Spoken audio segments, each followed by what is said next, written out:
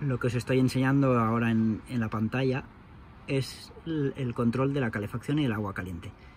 En esta posición, como veis, no hay ninguna luz encendida, lo tenemos apagado todo, y este mando funciona con dos mandos, digamos. Tenemos un mando central giratorio, que es la intensidad, y un anillo exterior que también gira, que es el selector de, digamos, de función.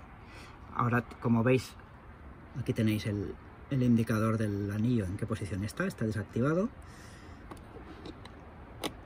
En esta posición hemos seleccionado 40 grados de agua caliente, que es lo que utilizaremos en verano cuando hace calor, y 60 grados es lo que utilizaremos en invierno.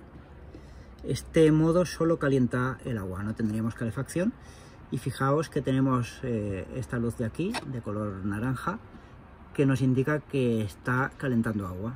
Sabremos que tenemos el agua ya caliente cuando se nos haya apagado esa luz.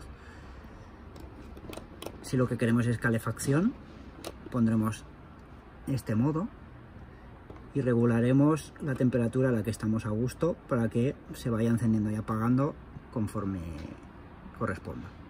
Si además de calefacción queremos agua caliente, giraremos el anillo selector a esta posición, y como veis, perdona por el movimiento, como veis se nos enciende la luz naranja que indica que está calentando el agua. Cuando se apaga esa luz es que ya ha acabado de calentar agua.